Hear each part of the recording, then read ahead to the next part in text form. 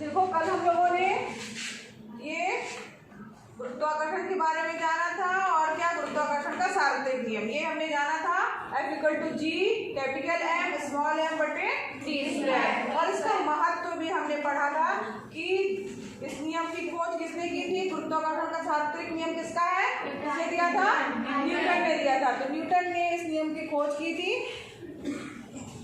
और इस नियम की खोज के बाद जो है वो हमें इसके बहुत सारी ऐसी घटनाएं थी जिनकी व्याख्या हम नहीं कर पा रहे थे, मगर इस नियम को जब हमने खोजा तो हम उनकी व्याख्या करने में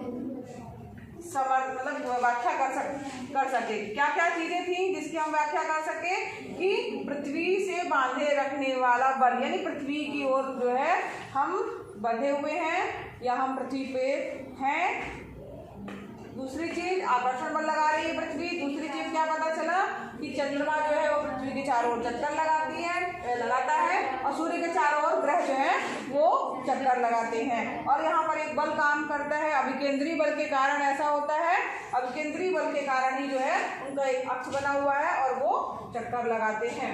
ठीक है, और साथ ही साथ ज्वार भाटा के बारे में भी हम उसका अध्ययन कर सके इसी नियम के द्वारा। आज हम पढ़ेंगे मुक्त पतन। मुक्त पतन, अब यहाँ पर नाम है मुक्त पतन। कोई बता सकता है इसका क्या अर्थ हो सकता है।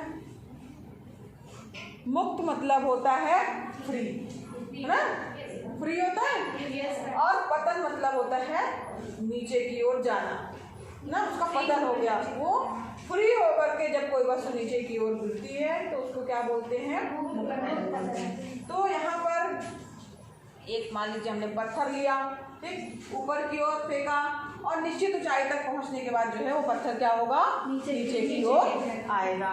तो यहाँ पर एक बल काम कर रहा है पृथ्वी का, जो कि गुरुत्वाकर्षण बल या गुरुत्वीय बल जो है कहलाता है। तो यहाँ पर जो है वस्तुएं जो है पृथ्वी की ओर केवल इसी बल के कारण जो है वो गिरती हैं और जब वो गिरती हैं तो वो मुक्त पतन के रूप में होती हैं। उसी को कहा जाएगा कि वह वस्तु मुक्त पतन कर रही है या मुक्त पतन उसमें हो रहा है, यानी फ्री होकर वो नीचे की ओर गिर रही है। जब मुक्त पतन होता है, मान लीजिए हमने कोई एक जो है पत्थर लिया, उसको छोड़ा, तो क्या होगा, वो नीचे की ओर आएगा। उसका वेग धीरे धीरे करके क्या होगा, परिवर्तित होगा। हमने धीमे से छोड़ा या शून्य विरामावस्था में था, छोड़ा, हमने तो उसमें कोई बल नहीं लगाया, लेकिन उसका कुछ ना कुछ धीरे से वेग होगा, तो धीरे धीरे जाने पे वो क्या हो जाएगा, वेग तेज हो जाएगा। शून्य था, फिर वेग जो है इसका धीरे धीरे बढ़ता जाएगा और दिशा क्या बदलेगी, नहीं, दिशा में कोई परिवर्तन नहीं होगा।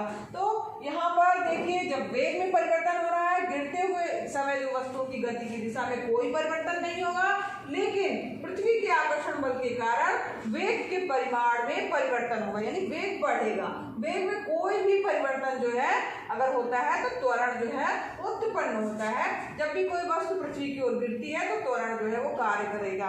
और यह त्वरण, क्योंकि ये जो चीज हो रही है वो क्या हो रही है, पृथ्वी जो हमारी पृथ्वी है वो पृथ्वी के पास हो रही है ना, बहुत दूर नहीं है, ब्रह्मांड में दूसरी जगह बहुत ज्यादा दूरी पे नहीं है। इसलिए जो त्वरण होगा वो गुरुत्वीय त्वरण के बराबर होगा। ठीक, तो यहाँ पर ये इस त्वरण को गुरुत्वीय त्वरण भी कहा जाएगा। इसे स्मॉल g से जो है वो दिखाते हैं। और यहाँ पर इसका भी यूनिट क्या होगा, जो कि त्वरण का है। त्वरण की इकाई होती है मीटर बटे सेकेंड स्क्वायर या मीटर सेकेंड की पावर -2। तो यही जो है स्मॉल g की भी इकाई होगी। तो यहाँ पर देखिए, अब यहाँ पर स्मॉल g हमारे पास में मिला और हमने कैपिटल G पढ़ा है।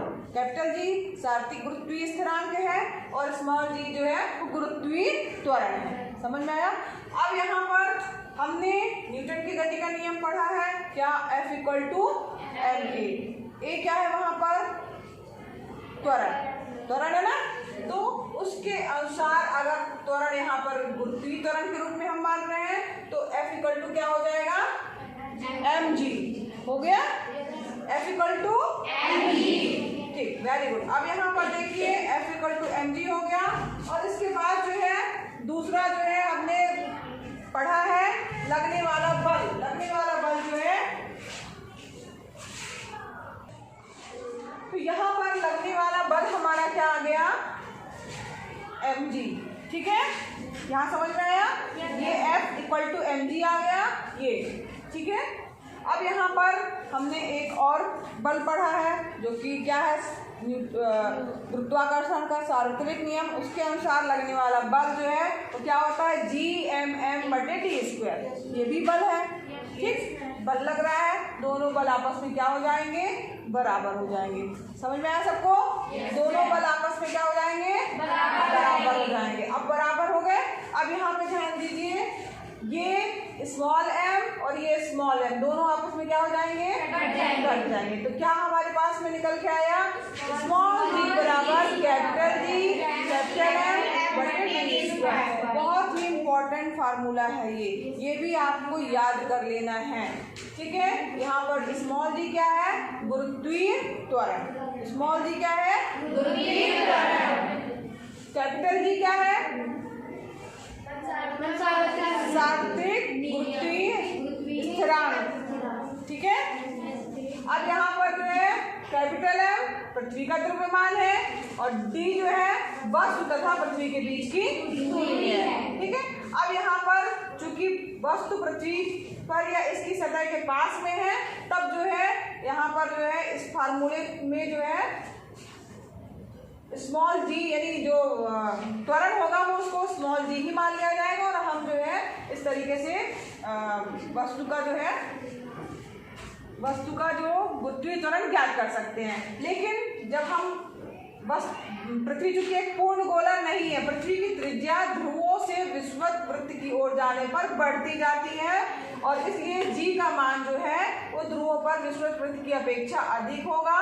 और अधिकांश गणनाओं के लिए अगर हम पृथ्वी की सतह पर ले रहे हैं या उसके पास ले रहे हैं तो स्मॉल g को जो है स्थिर लगभग मान लिया जाता है, कांस्टेंट मान लेते हैं कि इसका मान स्मॉल g का जो है नियत रहेगा, उसका एक निश्चित मान होगा, ठीक। अब यहाँ पर जिसका मान जो है अभी हम आगे परिकलित करेंगे या जानेंगे क्या होगा।